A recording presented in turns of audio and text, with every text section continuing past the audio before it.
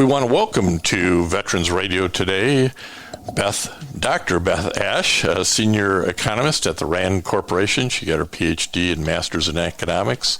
Beth, welcome to Veterans Radio. Thank you. I appreciate the invitation. So this is one of the smart folks from RAND Corporation who study all kinds of interesting things and report out facts versus personal opinions. So that's why we have Dr. Asch on. Beth, as a senior economist, your focus has been in defense and manpower issues, as I understand it. Yeah, that's correct. I've worked almost 40 years on issues related to military recruiting, retention, and compensation, retirement, pay, those sorts of issues. Well, it's a couple of different things. Different threads have been in the news lately, and that's kind of why we're coming together here to talk about it. And that is the recruiting problem the military has, the Army has had in particular, for a couple of years now. They haven't hit their recruiting numbers. And there's a lot of reasons for that. You recently testified in front of the U.S. House Transportation and Infrastructure Committee regarding what was termed as a recruiting crisis in the armed services and insights from the research. You want to give us a little thumbnail of the problem? So, every year the services, each of the services has what they call an accession mission, which is how many people they want to bring in for that year. And they have to bring in so many people to sustain their overall, force size. And pretty much every year they make that mission. There are a few years where they have missed, but it's not very common. But last year in 2022, the services really struggled. The Army actually missed its accession mission, and it missed it by quite a bit at a historic level. And so that's pretty concerning. And this year, the services, particularly the Army, the Air Force, and the Navy, are each reporting that they're going to be missing their mission in 2023. So, it's very concerning because it not only means potentially missing, the total target of how many people they have to bring in, but it starts bringing up concerns about readiness and effectiveness of the armed services. And certainly in an all-volunteer force, you have to have people who keep coming in voluntarily because there are people retiring out or moving on every year voluntarily. So you can't keep stacking up misses year after year. Otherwise, that's going to cause a problem somewhere down the road. And you've studied a lot of issues that relate to retention, pay, benefits, retirement, those sorts of things, analyzing the data. But we're kind of talking first here about the front end of that and how do you recruit and why are you missing? Mm-hmm. And certainly those manpower challenges, today's youth, I've certainly read in the general news issues about, not having the right physical fitness or the education or trouble with the law or medical issues. There seems to be a whole lot of different challenges to make that recruiting requirement, isn't there? Yeah. So there's been a lot of research on all the different facets of recruiting and what factors affect recruiting. And while there hasn't been a total breakdown and forensic of what is actually driving the problems today, so we can't say, it's this. The research points to a lot of potential issues that could, like the economy. The economy is very strong. That tends to hurt recruiting. You mentioned eligibility. So the latest estimate is about 23% of young people would qualify for military service without a waiver. But the services do make quite a bit of use of waivers. But the thing about eligibility, and that is concerning, that less than a quarter of young people would be qualified. So I don't want to minimize that. But I also want to say that has been a problem for years. So the number has been low, like even back in say 2004, 2005, somewhere in there, the number was 30%, which is of course higher than today, but still low. So it's hard to point to eligibility as the number one cause because eligibility has been low for quite some time. Well, you talked about waivers, and we're going to come back to that because you've got some interesting research on that. But some of these threads I'm pulling together here for our veteran radio listeners, and that's why we have Dr. Asch on. The USA Today recently had an article about some legislation being proposed to relax guidelines for marijuana use for military members. The Department DAV magazine recently promoted or talked about and is supporting a proposed Senate and House bill on VA Medical Cannabis Research Act, trying to get Congress to tell VA it's okay to study cannabis use for veterans. So and this is all because, quite frankly, many states have adopted both medical marijuana statutes and many have adopted recreational marijuana statutes, and this is at a time when historically, if you check the box that you had marijuana use, you were not eligible to be in the service unless you had some sort of the waiver issue, right?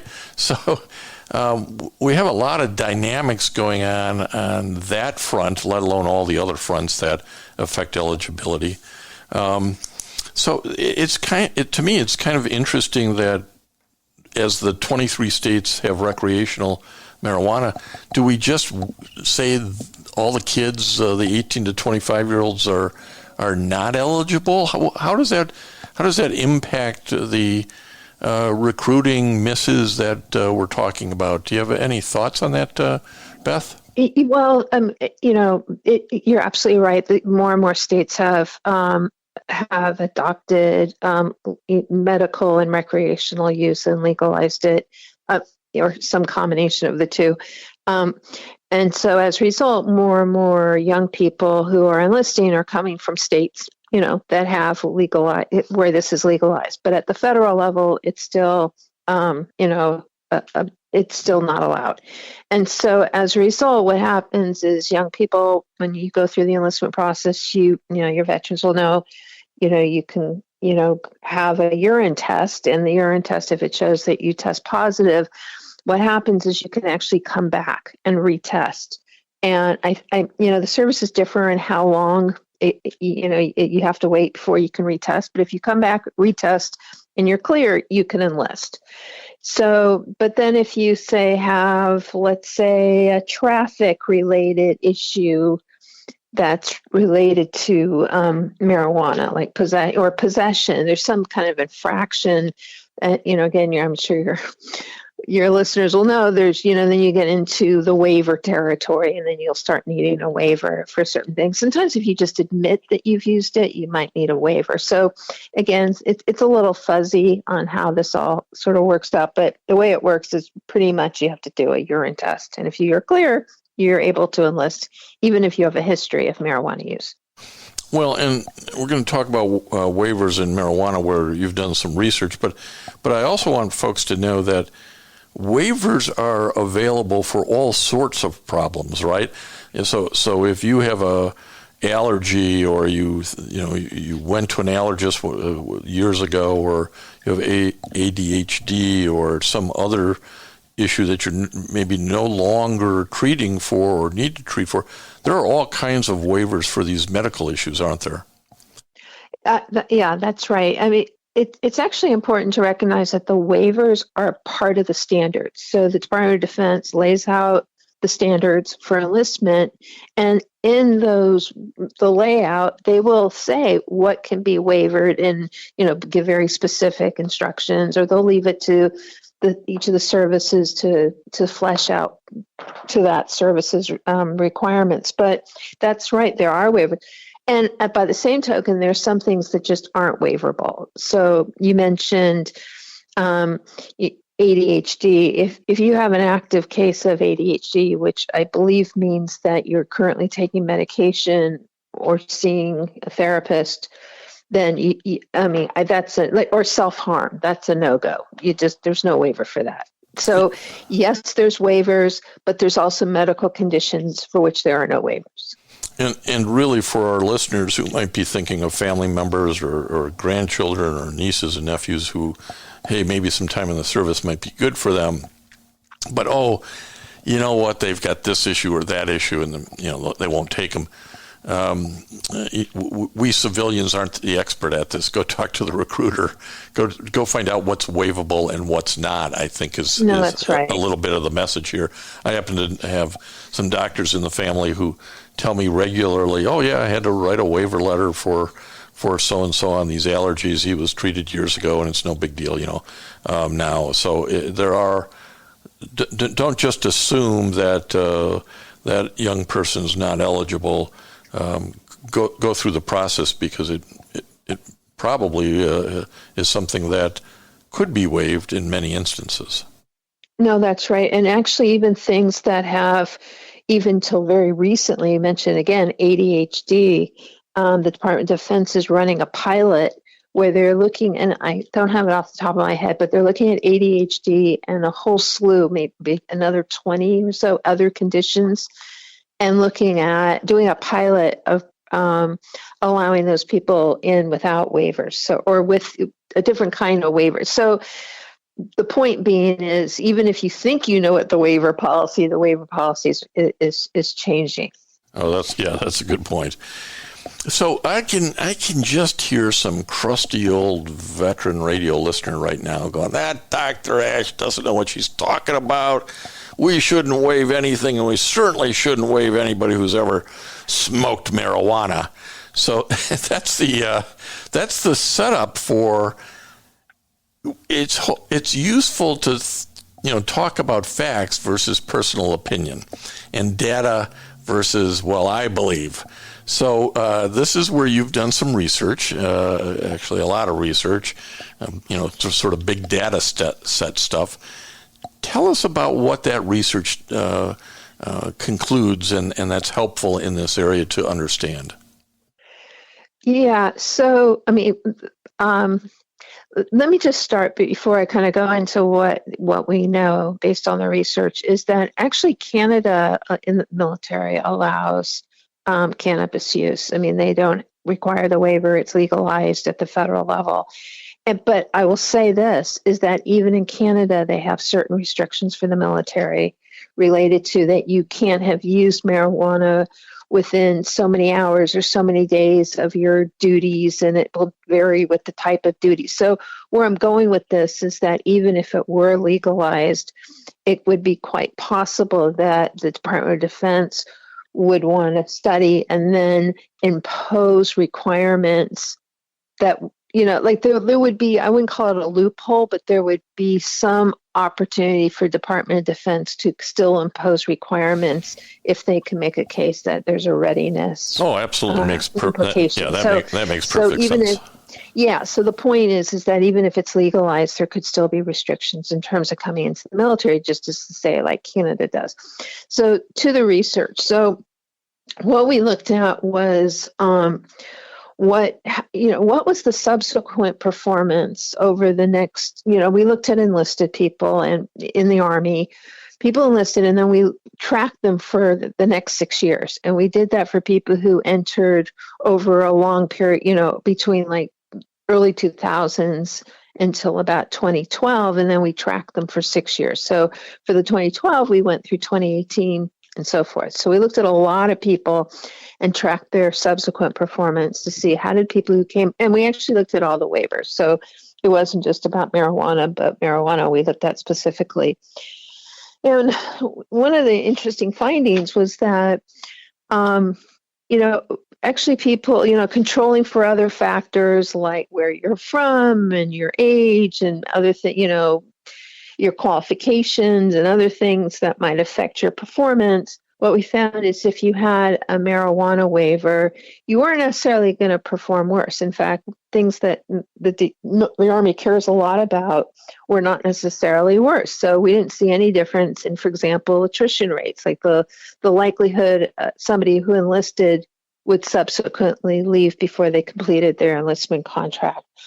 We didn't find any differences in re-enlistment rates. So again, something they care about. So certain things were no different at all. But and it was kind of surprising. But where we did see some differences is what we call kind of a type of recidivism. So what we mean by that is that we didn't see people necessarily have a higher quit rate during their first term if they had a marijuana waiver. But if they did quit, they were much more likely to quit because of drug-related reasons. So if they did leave early, it was usually because of some kind of misconduct related to drugs. And what we found is that if you came in with a marijuana waiver and you also had some sort of infraction, like you needed a waiver because you had possession or some kind of offense or run-in with the law or some kind of misconduct issue, if you had that, you were even more likely to leave because of drug-related issues. Yeah, it's fascinating that some of the metrics, no different. But then when you dive into where somebody goes off track, you can maybe relate it back to where that marijuana waiver started from. Maybe that continued to be a problem. And this isn't a small group. This is based on something I'm reading. You had around 15% of the recruits needed some kind of waiver to get in. Most often, most often health reasons. Now I don't know how many of those fell into marijuana use, but 15% on average is a pretty big segment of the recruiting group going in each year, I would think. Yeah, waivers are, they're not uncommon. As you mentioned, we did for the Army, and I think that's true for the other services as well, is that the most common waiver is related to the medical standards. Obesity is a big issue. I mean, there's certain things we see in the young, not just the young people, adults too, but population. And, that kind of results in a lot of waivers. There are a lot of weight waivers, for example. Marijuana, actually, for the Army, it varied from year to year, but we didn't see that. There weren't that many waivers. It's always interesting when this kind of big, gigabyte of data gets shaken out and analyzed by you smart people. Do you get an opportunity then to go to DOD or recruiting folks and explain what you have found in the data that may confirm their personal opinions or may differ from their personal opinions? Is there that outlet?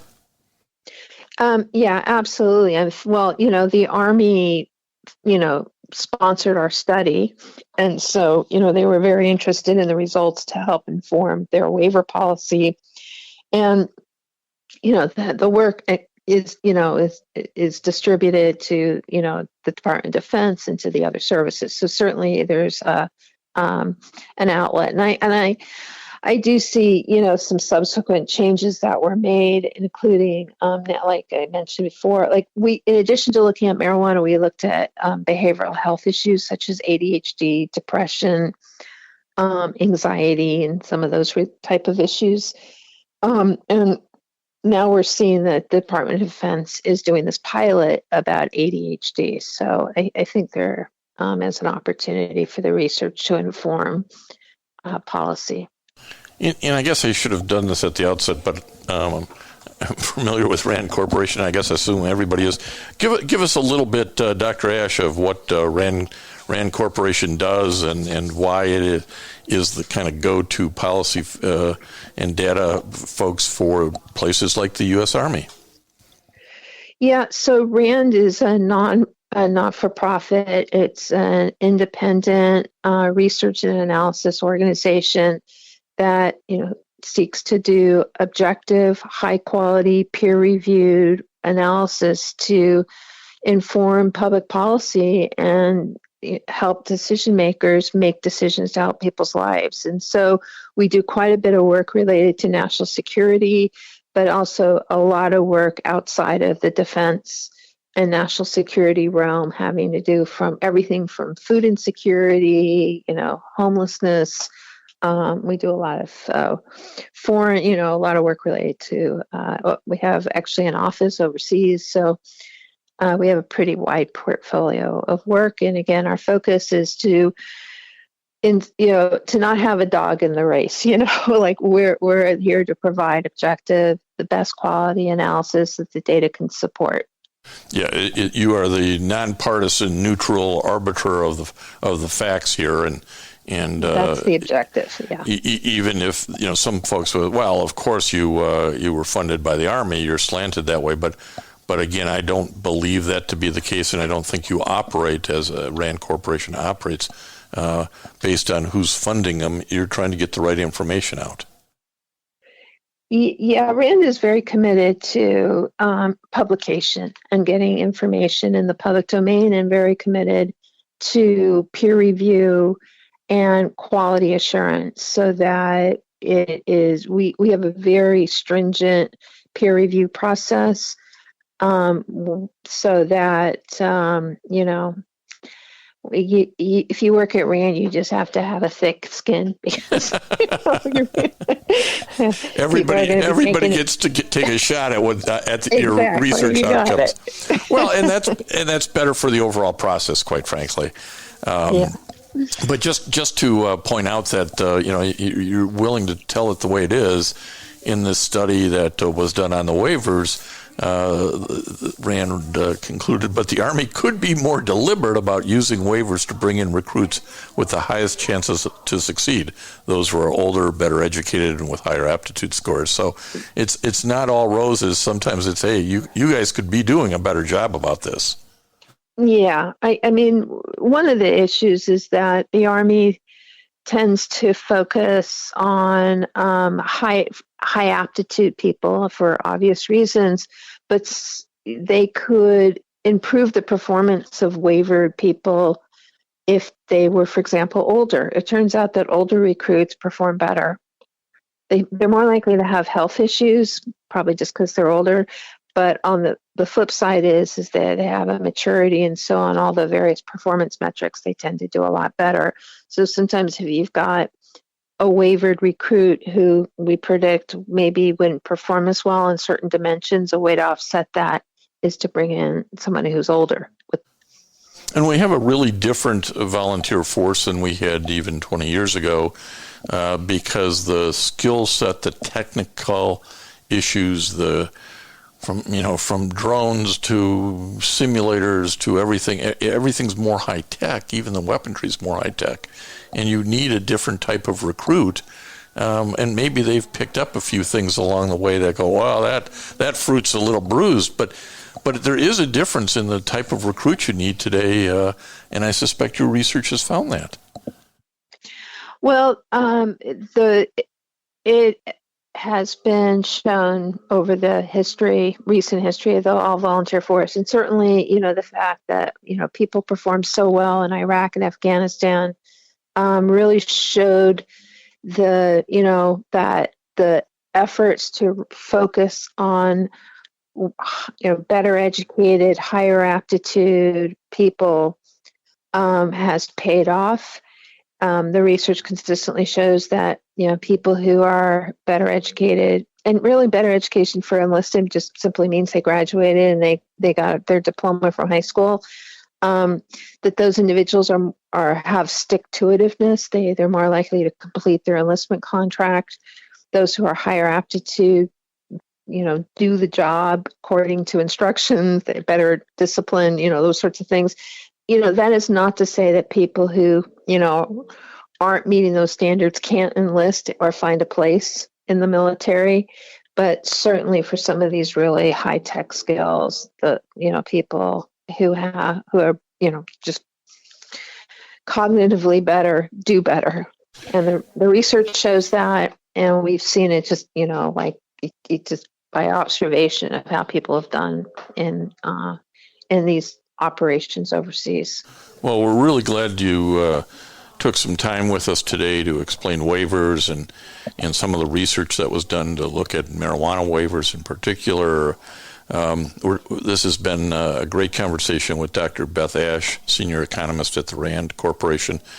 Beth, again, thank you for your time today with Veterans Radio. Well, thank you for the invite. I've really enjoyed our time together and I hope it's been useful. Thank you. Hey guys, it is Ryan. I'm not sure if you know this about me, but I'm a bit of a fun fanatic when I can. I like to work, but I like fun too. It's a thing. And now the truth is out there. I can tell you about my favorite place to have fun. Chumba Casino. They have hundreds of social casino style games to choose from with new games released each week. You can play for free anytime, anywhere. And each day brings a new chance to collect daily bonuses. So join me in the fun. Sign up now at ChumbaCasino.com. No purchase necessary. VGW Group. Void where prohibited by law. See terms and conditions. 18+.